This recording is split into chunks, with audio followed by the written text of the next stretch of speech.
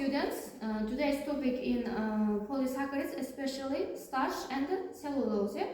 Ya'ni bunga mavzumuz polisakharidlar mavzusi. Biz asosan kraxmal va sellulozaning xossalarini o'rganamiz.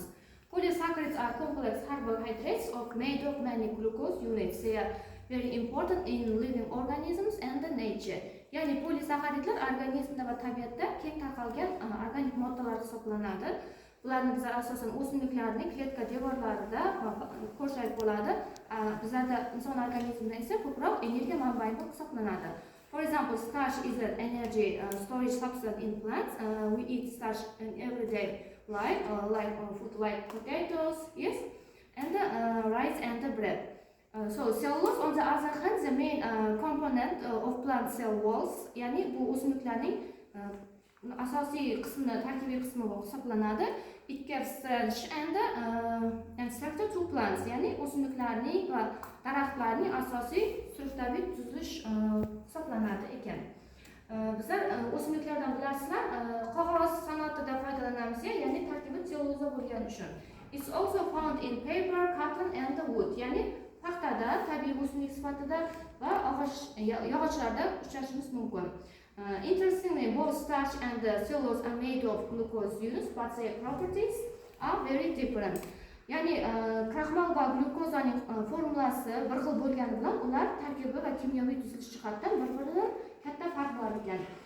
So, tajribada bizlar kraxmal va sellulozaning o'zaro farqlanuvchi tajribalarni ko'ramiz. Menga talabalardan Diyorbek va Risolat yordam beradi. So, let's start the first experiment. Birinchi eksperiment, ya'ni tajribamiz kraxmalga sifat reaksiya, ya'ni yod testi deb nomlanadi. So, let's start. Endi bizlar bu yerda kraxmalning o'zidan yoki kartoshkadan foydalansak bo'ladi. If you don't have any kraxmal starch solution, we can use a small piece of potato, yes? Endi bu yerda yod bor. Bizlarda buni aptekadan olsak bo'ladi. Iodine test. So, take 1 or 2 drops of iodine onto the potato surface. Ya'ni kartoshka yuziga bir tomchi yodni tomizsak, bizlarda rangning o'zgarishi kuzatiladi. Ya'ni bu yerda qarasangiz, mana ko'p qora rang hosil bo'ladi. Ya'ni the color is changed a blue black color.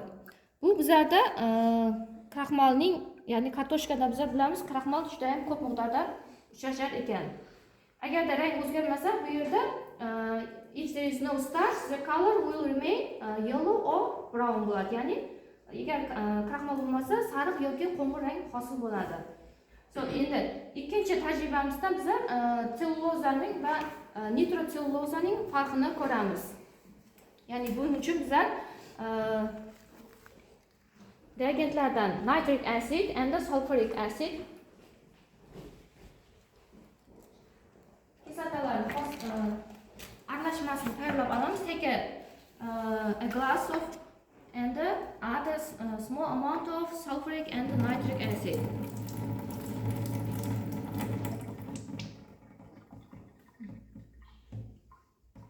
Nitrat kislotani foydalanamiz. Bizlar bilan qancha quyishimiz bo'ladi? Qancha?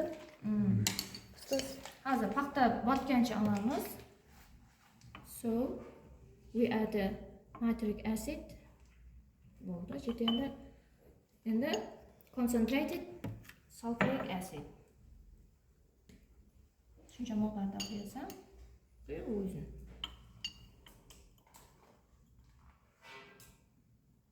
Bu mega mixture acid, ya'ni kislotalar aralashmasini tayyorlayapmiz. Endi cotton, ya'ni paxtani solamiz. Place the cotton agar mixture of acid. Paxtani solib, bu yerda bizlar 15 daqiqa botirib qo'yamiz. Ustini bosib qo'yib. To'xtatib tursam bo'ladi. Process we have a nitrocellulose, yes, and we wash it water thoroughly. Ya'ni biz nitroselluloza hosil bo'ldi, buni suv bilan yaxshilab yuvishimiz kerak. To remove the acid, ya'ni kislotalardan tozalab olish uchun. 2 marta suv bilan yuvamiz. Yo'q, suv quy avval. Paxtasi turaversin. Ishni solib qo'ying paxtasini.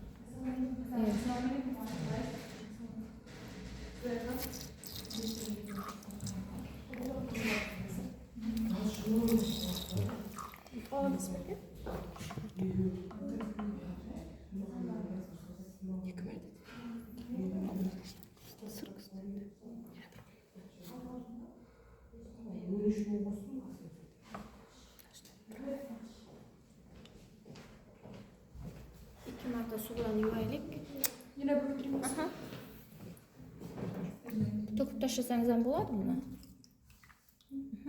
Endi we dry the sample carefully, ya'ni ulgumuzni, namunamizni yaxshilab quritib olamiz.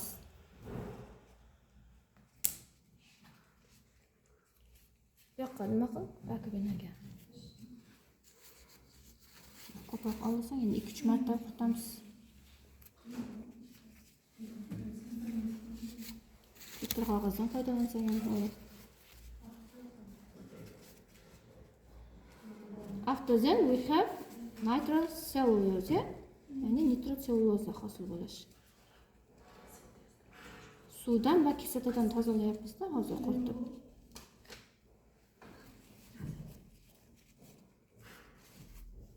Yaxshilab quritmasak yonmay qoladi chunki.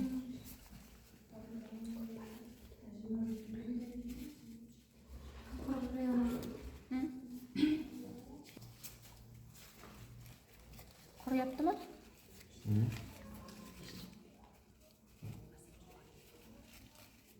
Unga qarang.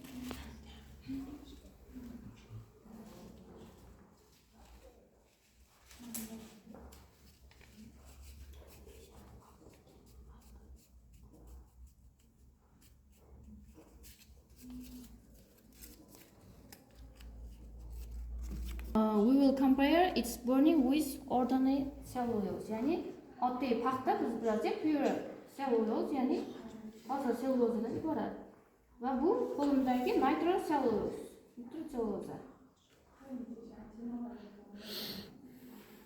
So we first burn the pure cotton. Buni yoqib ko'rasiz va buni ham keyindan ketidan yoqamiz.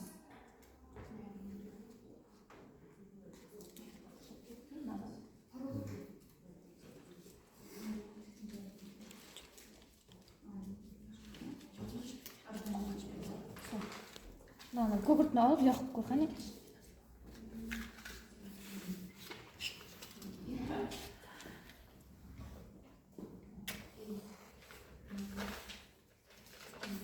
We will observe that it burns very slowly and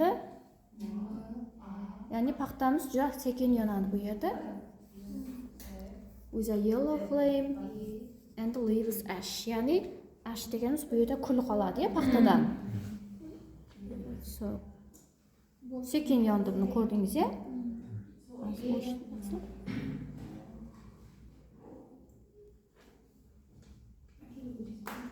Sariq bo'lib ne'lib yondi. Endi now burn the nitrocellulose.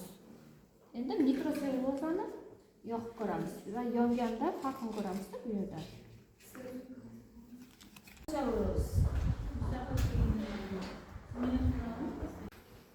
Endi nitrocellulozani yoqib ko'ramiz-ya.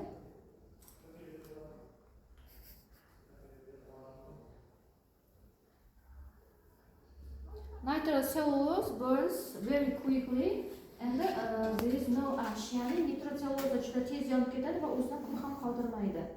Ya'ni bizlar oddiy paxta bilan ya'ni ordinary cellulose o'tib paxta, ya'ni sellulozadan iborat va nitrocellulozaning yonishini ko'rdik. Application of cellulose changes its properties significantly, especially its reactivity and burning behavior. Ya'ni oddiy selluloza bilan bizlar nitrocellulozaning yonishini ko'rdik. Bu ya'ni ularning kimyoviy xossalarida va o'zining yonish xossalarida farqni ko'rsatdi. E'tiboringiz uchun rahmat.